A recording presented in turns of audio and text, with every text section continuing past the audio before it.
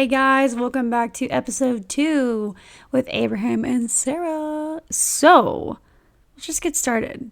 Very excited. Very, very excited. It's a big topic. It's quite a big topic, but we're going to deep dive into it. I just want to see how you guys this week.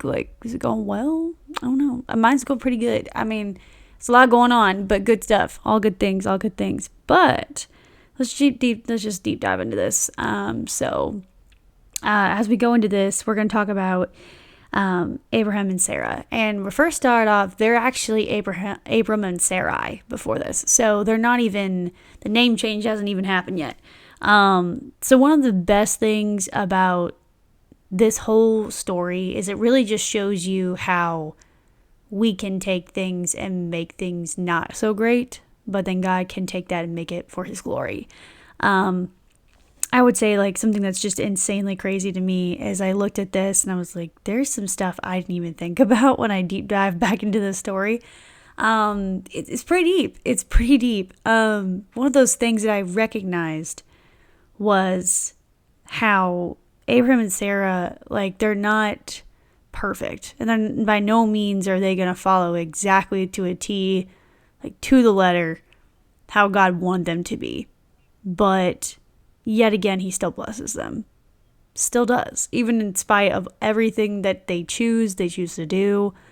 And I can't express just how crazy that sounds. So, going into this, Abraham and Sarah, they're not the worst people out there. Not they're terrible or whatever, but they're definitely not following God to a T. They're definitely not just really focusing on what they should do. So we step into the first part of this. So Abram and Sarai are their names at first. And we end up seeing why. Because they can't bear any children. And they're going, oh God, I really want an offspring. I want some kids. I really want that. So they're like, I can do that my own strength. I can do that. And so they end up doing a lot of stuff they're not supposed to. So let's deep dive into this. So, chapter 16, verse 2. So we start off with Abram. Sarai, who is his wife, has not born any children, but she's there. But she has an Egyptian slave named Hagar, and Sarai and Abraham are prevented from having children. So we see that that's really where things get messy. Reason why is because she starts saying some stuff she's not supposed to. So she says, go into my slave Hagar and I can conceive through her. That's a really not a good idea. The fact that they choose to do this and think it's okay makes me question a lot. But as we go into this, we see further that because of their choices they made, just because the choices they made were not good does not mean God wasn't good. And throughout this whole thing, we're seeing a lot of stuff happen. So this is all before the promise. All before the promise. And the promise we're talking about is Isaac. So Isaac is the promise that we're waiting for. I deep dived a little bit further into how many years that was. That was 25 years of waiting. 25 years. And in the midst of all of this, while we see that what ends up happening with Isaac versus Ishmael, and Ishmael is the byproduct of Hagar and Abram together. And so because of that, all of that interesting stuff starts happening, and you see that there's she's Sarai was so jealous of Hagar and was mad about it. This is not cool. I don't like how she's treating me. And so then he has to deal with all of this at once, dealing with basically two baby mamas at this point, because eventually Sarai becomes Sarah, and Abram becomes Abraham. And it's because God makes this promise to them, and he's like, I'm going to give you this among nations. So this is where this goes crazy. So we see in chapter, let's see here.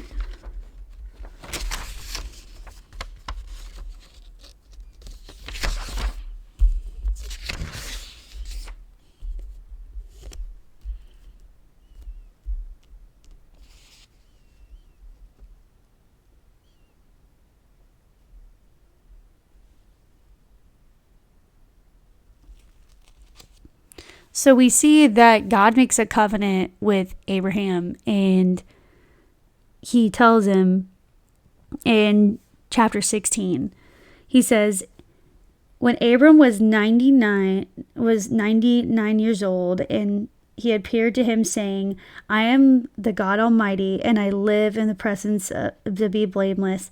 I have set my covenant between me and you, and I will multiply you greatly. Then Abram fell face down and spoke to him. As for me, there is a covenant with you, and will become a father of many nations.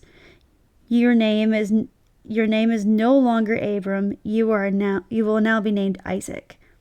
And I will make you the father of many nations, and I will make you extremely fruitful and will make nations and kings that come from you. So that's the best part of the whole thing. You see how he says, in spite of what you did, I'm still going to bless you. And I'm changing your name. I'm changing how things go for you. You're not going to be doing what you were before, and you got to live for me. And he gives him this opportunity to trust him. And yet again, he starts laughing. Like he actually falls face down and laughs. And then you see this later that Sarah does the same thing. Because Sarah does this in chapter 18. And she's like laughing. She's like, you really think I'm going to conceive a child? You really, like, people are going to be like, I'm crazy. Like, there's no way that I could conceive a child. At the age I am, there's no way. So as we go deeper into this, we see that they do not truly know how God's going to do something. They're like, oh, okay, all right, if you say you're going to do this, okay. But they do not know how God's going to do it. They don't. And that's what's so cool about God is you don't know how he's going to do something. You have no idea. And he can bless you when you think that you are not even worth it. Or you may think that this is not possible. Like he can't bless you in whatever you're in. And he can. And really it's just a matter of you walking in obedience and stepping into what God has for you. And maybe that's not what you're used to. Maybe that's scary. And maybe you might even be just completely unsure of how the turnout will be. That's part of it. Absolutely part of it. So we see later on that because of all of this, then there's a bit of a story in between, which is about Lot, but we will go into some of what happens with Lot later. But in the midst of all this, we see that later on that there's a whole situation of how Sarah ends up conceiving and ends up bearing Isaac and ends up having this wonderful gift that she waited for 25 years for. That's not normal. Like that is not normal. I gotta say, at the age that they were, that just does not seem possible. And I see why they would laugh. But God is God. And if he says he's going to do something, he's going to do something. Absolutely, he's going to do something. So, and I look at my own life and I'm thinking, oh, there's no way that this could happen. Or there's no way that this person, that God has a plan, or that he's going to bring me somebody, or he's going to do this or do that. Like whatever it is, there's tons of those, opportunities where I could totally just say, God, I don't think you know what you're talking about. As if he doesn't hold the entire universe and doesn't know everything that's going to happen, because he does. But I play God like he's not got it. And don't we all play God like he's not got it? But he does. He knows exactly what he's doing. And the situations we step into, sometimes they don't seem to have validity, but they do. And they don't seem like there's a reason for it. But he does have a reason. You just may not get why. And I would say to the people that are questioning what God is capable of doing, he's capable of anything. Absolutely anything. And just to furthermore say, like, God is capable of more than we really even know. So if we can't even fathom how that works, we have no right to question him other than just to follow him. And especially if you're a Christ follower, you know that when he's called you to do something, you do it. You don't question it. You don't pretend like you don't know what he's talking about, because it will come to bite you. It will. It will come to bite you, because you will know. And it's going to go down one of two ways. You either learn the easy way or the hard way. One of the two. But I know I've done the hard way a lot. And I've learned the hard way a lot.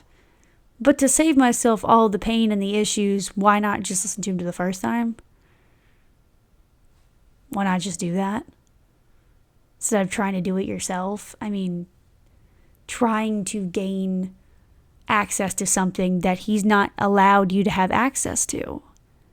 I mean, they purposely went out and decided, oh, Sarah's like, I'm that depressed that I want you to go sleep with my servant so I can have a kid.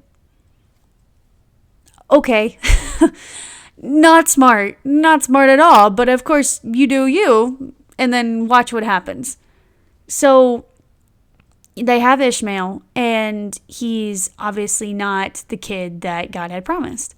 So because of that, it's not like God doesn't turn around and bless that kid as well, because eventually Sarah's throwing a fit and wants Hagar and Ishmael gone. She's like, get him out of here. I can't do it anymore. So Abram packs up Hagar, packs up Ishmael, and basically hands them everything, is like, goodbye.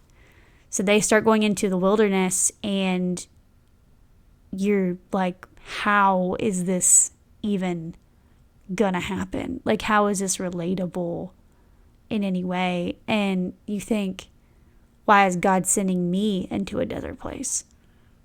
Why am I stepping into something that seems unsure? And in the midst of all that, Hagar just turns to the Lord and cries out. And God's like, I haven't forgotten you. I have a plan for Ishmael. I have a plan for you. I mean, and there is still a line that came out of Ishmael and everything, but there was just a lot of craziness that people don't think that if you screw it up, or if you don't make a move, then you can mess it up. God can work with your mess ups. He can work with the mistakes.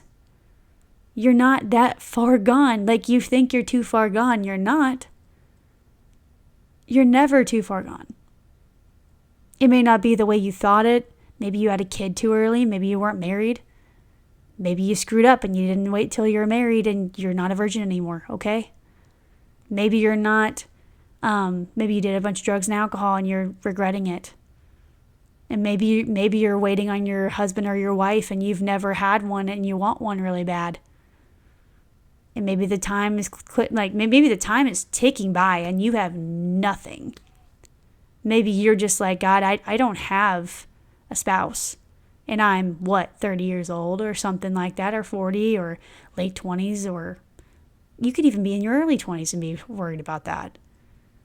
God is still God, even in the midst of all of that.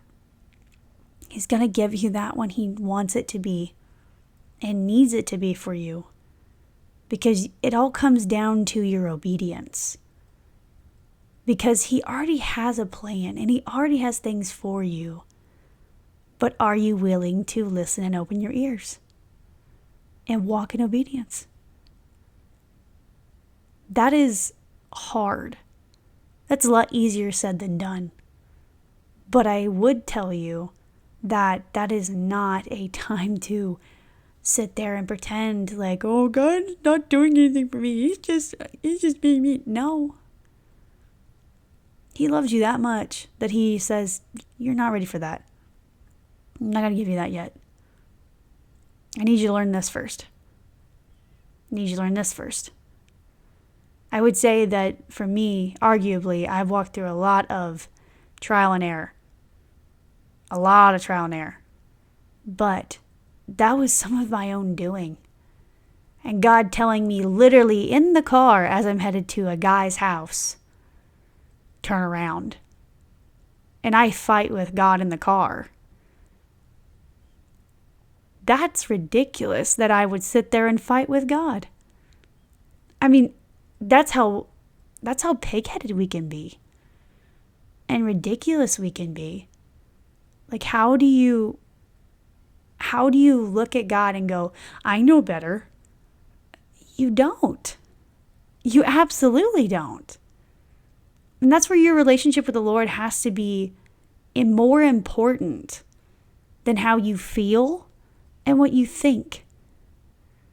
Because the way that you look at something has nothing to do with your feeling. Oh, I feel this way or I feel that way. Okay. Feelings are not terrible, but they're not great. You make them too important, guess what ends up happening? You make a bad call, and look what you did. Because you went, God, I don't believe what you have to say, and I don't believe with what you just have promised for me. I don't believe this. So I'm going to do what I want. Don't act out of your own thoughts. And don't act out because you're tired of waiting. You listen to Him and you do what you need to do. Maybe it's date the person. Maybe it's walk away. Maybe it's just trying to understand, like, do I have a relationship with my parents? Do I not? Do I go make the choice to leave this job or do I not? There's tons of things. This doesn't have to be just relationships. This could be anything. So how you look at this will depend on your devotion to the Lord versus what you think is correct. There's so much to learn. So much. And there's people that are in their 70s and 80s that still don't have that figured out. And me being the age I am in my 20s, like that, I should be grateful I can learn from people that are saying, hey, step out of this so then you don't make a bad choice. So then you don't make the same mistake I made. I was not conceived inside of a marriage. I was conceived outside of marriage. I don't hate my parents. I love my parents to death. But I would tell you this. They would encourage me to wait till I'm married. They want you to learn because they love you. Your parents love and care about you. And if you have a parent that was like disregarded you and did not care, God is your heavenly Father. That is the only Father you need. Your earthly father is not and should not be everything to you. And neither should your mother. Because they're human. They're going to screw up. But if they are guiding you in a way that is God honoring, that are pointing you towards Christ, listen to them. They don't mean to harm you. And I've learned this the hard way myself. And I would say arguably that the relationship you decide, whatever it is you're dealing with, whatever kind of relationship. God knows it all. And he can fix it. God has different ways of people meeting different people in different ways too. And how they come together can be different from someone else. But they also could be completely out of the ordinary for most people. God is not the God of oh, I can maybe do. He's the God of the impossible. He can do anything. And to go back to the text, we see that all of that time in between all this that we see in chapter 21, how Hagar and Ishmael are blessed by God, even though that he was not the intended promise for Abraham and Sarah. He was the intended promise for Hagar. And their relationship was still good just as much, even though that God did not demand or did not want them to be the way that they were and choose the path they chose, but God still worked with our mess. God still works with your mess. You don't have to fear making a decision just because you're unsure all the time. Sometimes you have to step when you don't want to step. Sometimes you don't know the answer and you're just going to have to step. Sometimes you're just going to have to step forward and say, God, I trust you and whatever happens. God has it all and you don't have to question. You don't have to question. So, to sum up the connection between how crazy the experience can be in a relationship or a marriage, to having a child, to having a child that is not legitimate. There's so much in there that you will learn, and I would encourage you all to read the whole story of Abraham and Sarah. I mean, he literally gives Abram a new name. He names him Abraham on purpose. He says, I'm going to give you a new name and you're going to have nations. And then you see how Isaac becomes the father of Jacob and so on and so on and so forth. Like it just continues and continues. The line continues. And God uses people to lead up to the story of Jesus. And that's what we're here to talk about. We miss so much and not understanding that this leads up to serious story of Jesus. How important Jesus is. And I would arguably say this is some of the the lines and the foundations of bringing Jesus into our world and how God sets it up. God sets stuff up in ways we don't get, or how, like, it really doesn't make any sense. Like, we get down to even how David becomes David. How Jesus becomes from the line of David. Like, how does that work? We don't get how he does it, but we have to trust him that he's going to do it. Generational lines and the ideas of how you do something is because God wants your heart so you don't mess up future generations. Because he wants you to impact them for the Lord.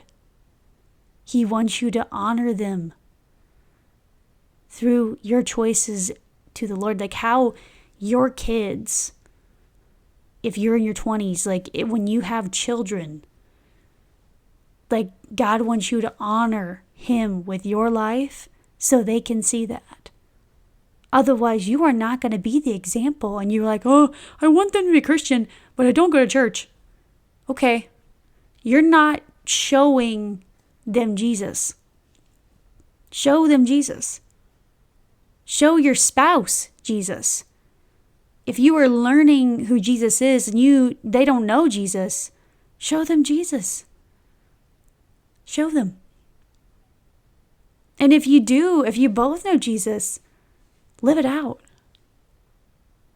Live it out. There's no excuse at that point. No excuse. And God is always going to be who he says he is. Always.